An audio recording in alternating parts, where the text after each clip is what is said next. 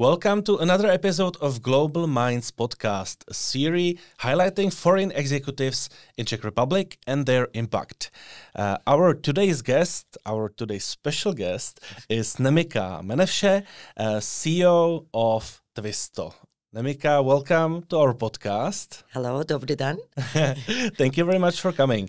Nemika, you are a banker, you are a CEO, you are a mother. You are a truly cosmopolitan leader. Which one of these four descriptions suits you the best? All of them. All of them. Because I really try to do whatever I do in a good way. But I'm also a good daughter, a very good sister. So, we have maybe different responsibilities in life. But I think what I'm doing, I do it with love, and I think I'm trying to do good. So all of them really, on different occasions define me very well. For the purpose of this podcast, you are a mainly leader of Twista, not only in Czechia, but also in Poland. Yes. And Romania. Yes. So 3 countries. Yes. And we also, the owner of Twista is Param. We have Param UK in England, and we also have Param Holdings International in Netherlands. So I'm also responsible for their activities as well. So I guess that in your job description must be that you have to be a global mind. Definitely. Were you always a person who wanted to operate globally, internationally, who had huge ambitions? I cannot say yes. It was more like, when I was in banking, I had the chance to work for the international banks. So that was mainly, understanding the international cultures. But I was 43 when I moved outside of Turkey. Mm-hmm. So it was always in the back of my mind. But, life has brought a good career, a marriage, my son. So I was more living in Turkey. But it was always in my mind. Then when I was 43, I had the chance to move to UK. And then it turned into be a dream come true indeed. Yeah, but at the same time, you've already had an impressive career in Turkey. Yes. So were you some kind of exception, a woman leader who made interesting career in banking in Turkey? Or is it more normal to have? Yeah, normal. Indeed, Turkey is a very big country, as you know, like 85 million population. So it's also a diversified culture. So in big cities mainly. You come across with lots of women going to universities and then making good careers. Especially banking is one of the industries that, over 50% of the employees are women. For sure, that ratio, drops to 25, 30 when you go towards the top management. But in Turkey, you may come across with lots of women in banking industry. So I was not an exception. Mm-hmm. But I was one of the very best, I may say. Well, definitely. But the key question is, why did you specifically choose banking? Was it because of the huge amount of people who were working in banking, or did you see some kind of another purpose for you there? Well, I was being educated in international relations. So the idea was being more like a diplomat. Mm-hmm. But when I was in university, I had the chance to have an internship in a bank. So it was like, 3 to 4 months internship. And I really liked the dynamism in the banking. So I had to see, it was in a big branch. So I had the chance to see what is happening at the front desk, what is going on in operations, the retail banking, corporate banking. So it was really dynamic. And mainly I love the corporate banking part because they were going to visiting companies, working with big companies, discussing about lots of things about economy, business itself. So it looked very challenging, but at the same time, it was like, every day you can learn something new. So after that internship, I decided to be a banker. And then I moved from Ankara, the capital city where my university is, to Istanbul and applied for corporate banking in Istanbul. And that's how the story started indeed. Well, couple years later, you've already achieved a huge success, and then came the possibility of moving to London, changing not only country but also probably the mindset and the environment around you. What was the key yes for you internally to go to London? I was visiting London a lot. My sister was living, and she's still living in London. And I had the chance to go to London for a couple of trainings and banking events. So it's always charming. I mean, there are lots of financial events, lots of companies, innovation. And for years, really, the finance know-how has accumulated there. Knowing language really helps. That is also very important to understand the local culture.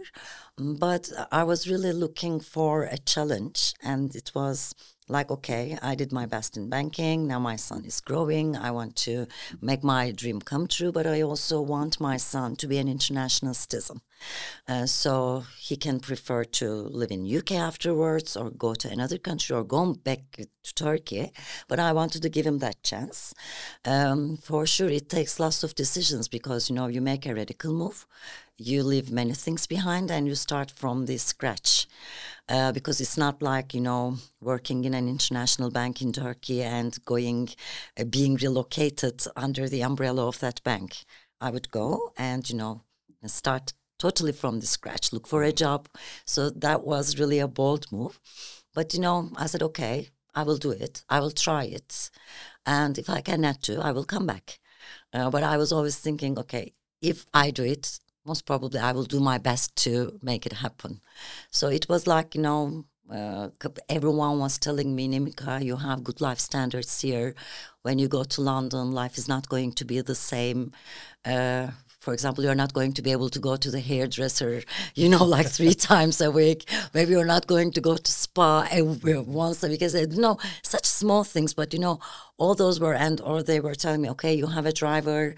Are you going to, start using the tube in London? Lots of things. But, all these were the things amazing for me. I did not see those as a challenge. But, okay, another reason to go. So, I was at a point thinking, okay, I will try it and I will see. At that time, what was in your mind, your final destination?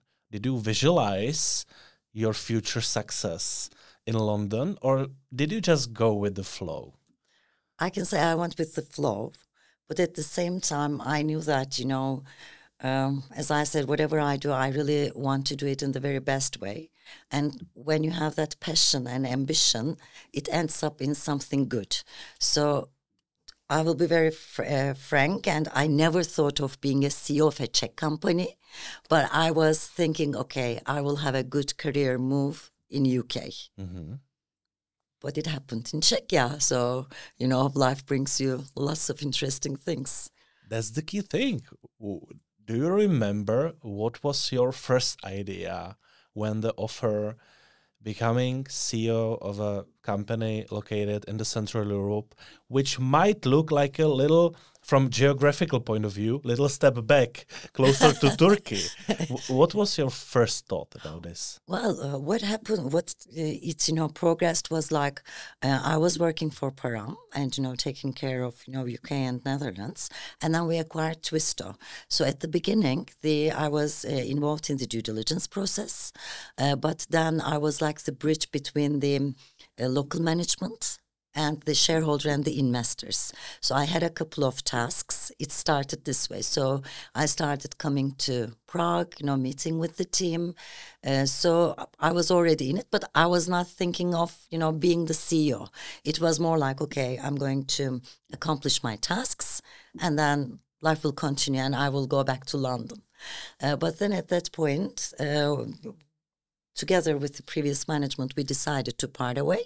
And in parallel, I was, talking with the headhunters to find a CEO for Twista. And I would just be the supporting power indeed. But, we have big plans. We have started a transformation process for Twista.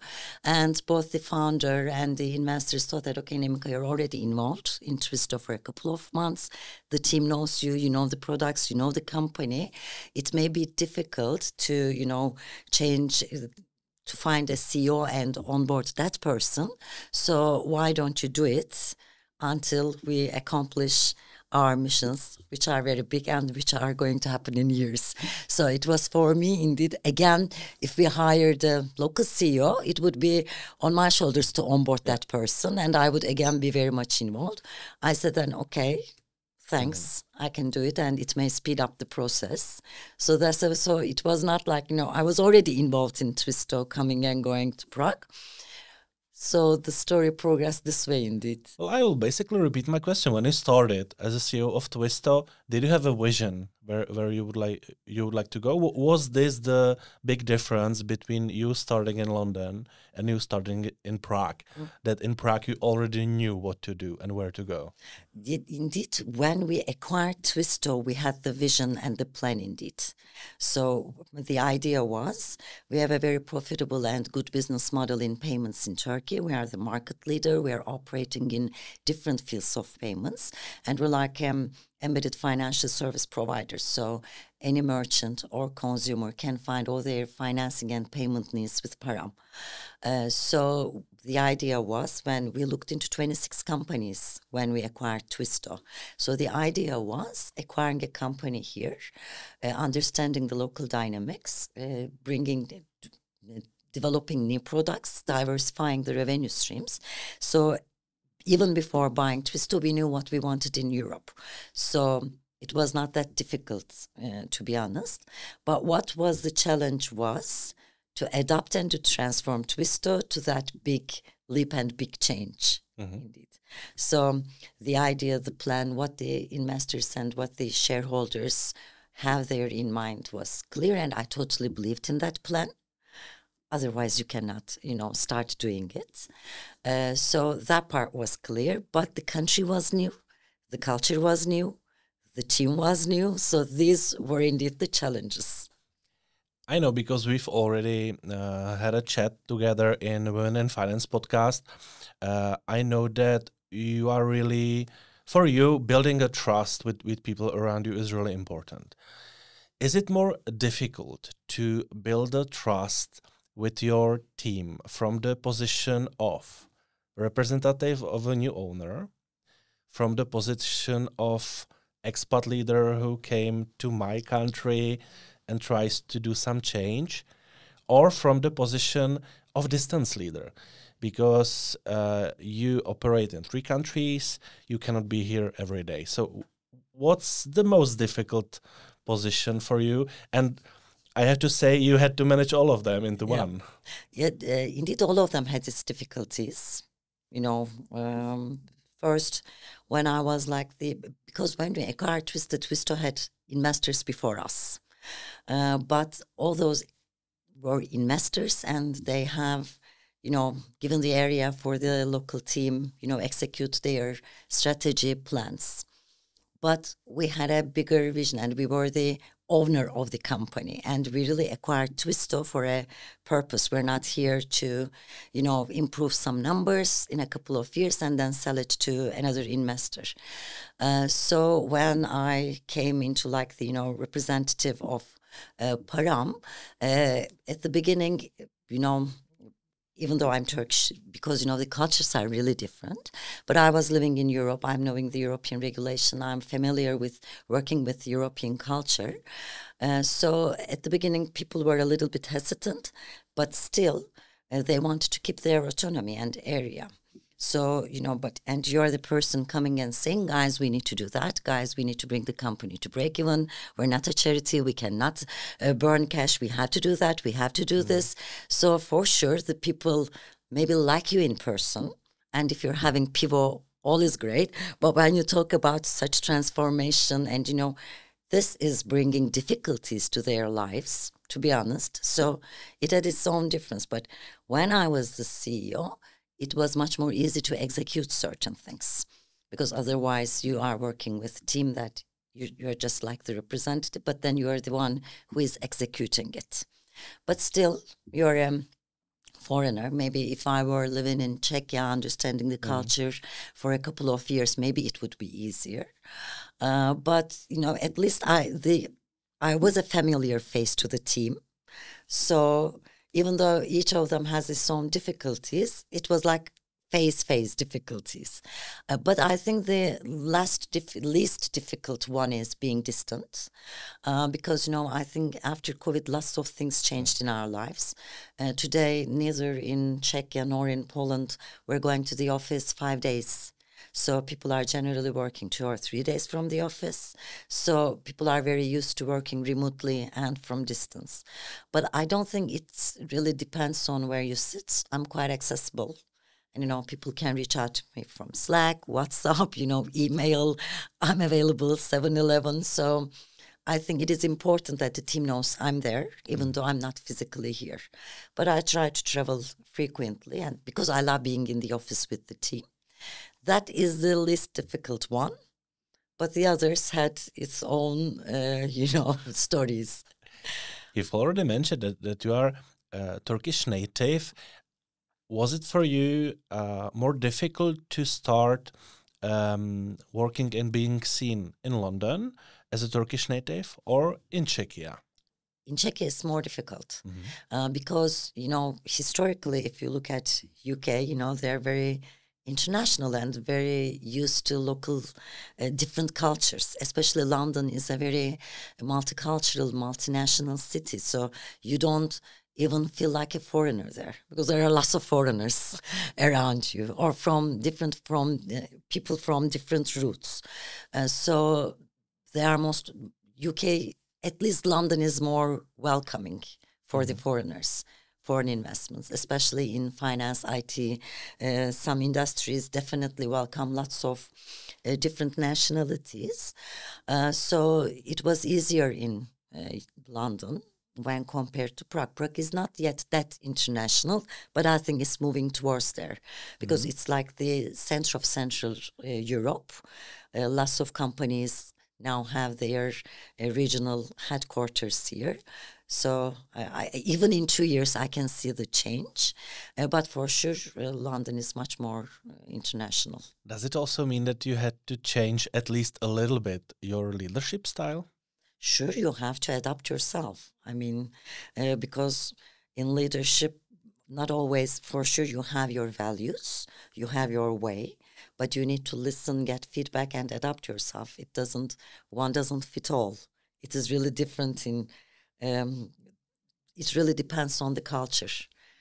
So for sure, I learned a lot. I improved myself. I'm still improving a lot. But, you have to have that self-awareness. If you think you know everything the best, then you're not going to hear everyone. You're not going to get the feedbacks. And so it's quite important that you observe, you understand, you listen, and you have the willingness to change yourself. You've already mentioned the transformation plan for Twista, the vision you and Param had while acquiring it. After 2 years, what would you say is the biggest step or the biggest jump within this vision that you've already accomplished? And the second part of the question is, what is the biggest challenge that's right now ahead of you? Maybe we can divide it into a couple of things. The first thing I think about the mindset. I mean, as Turks, we're more talkative.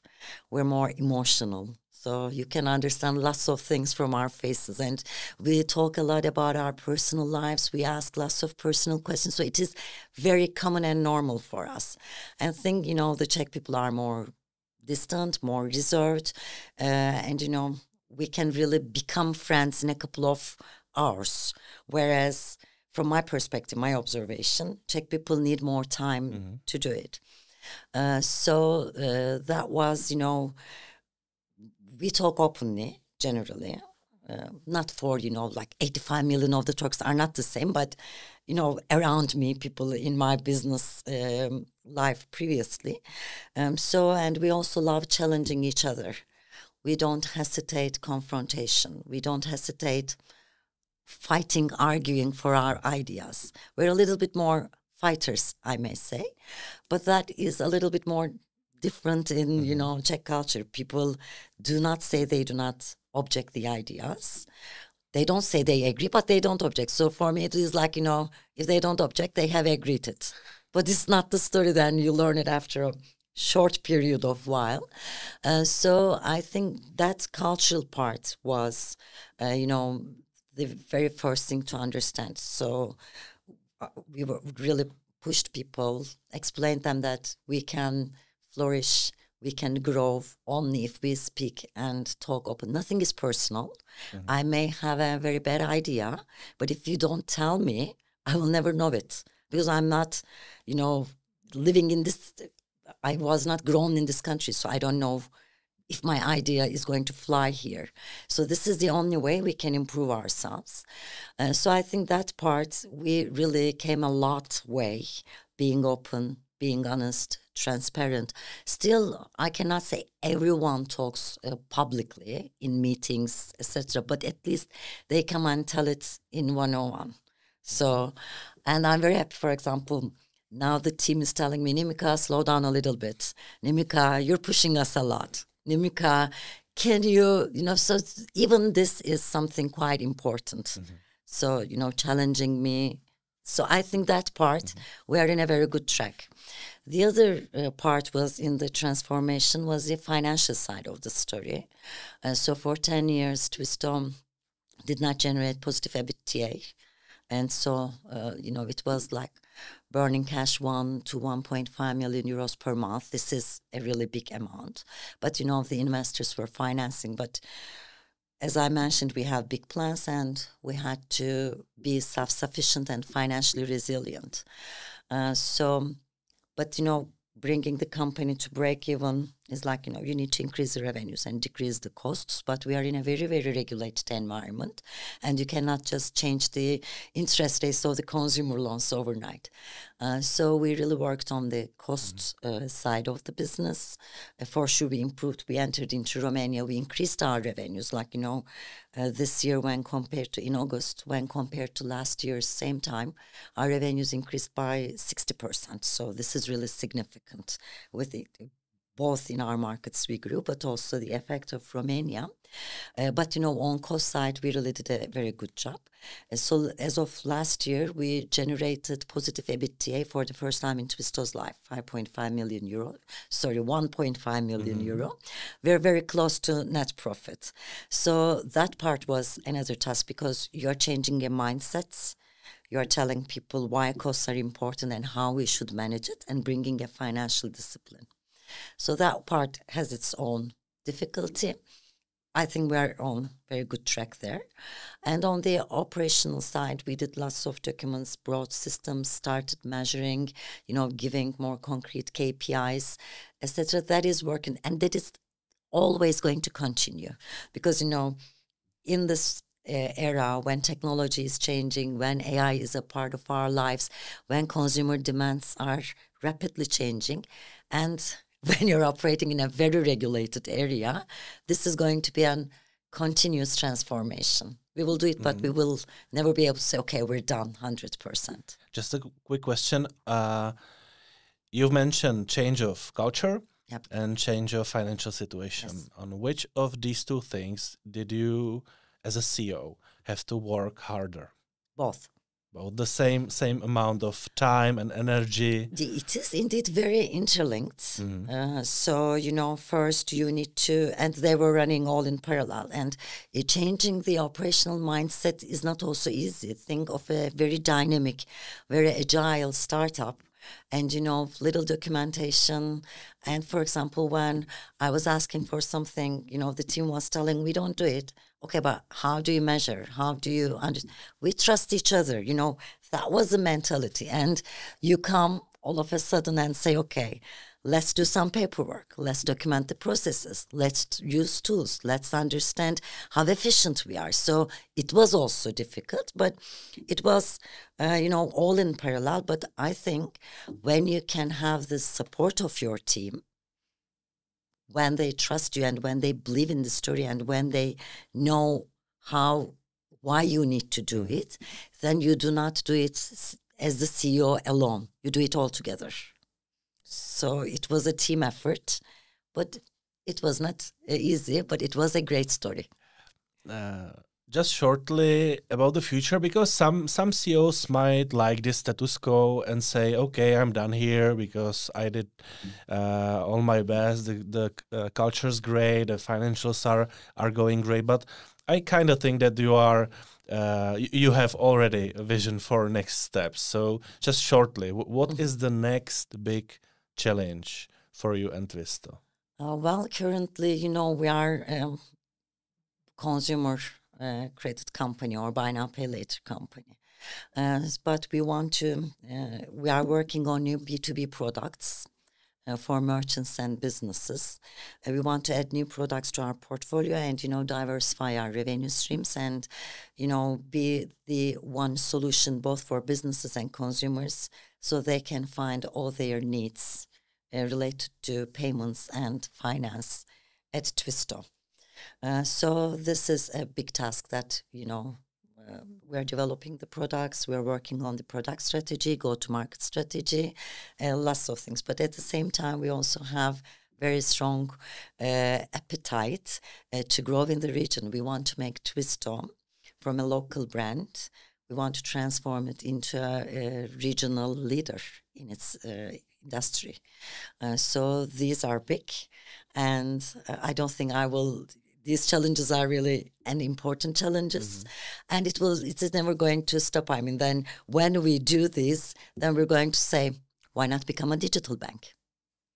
Why not do that? Why not do this? Why not go, okay, we are now the leader in Central and Eastern Europe. Why not go to Western part of the Europe?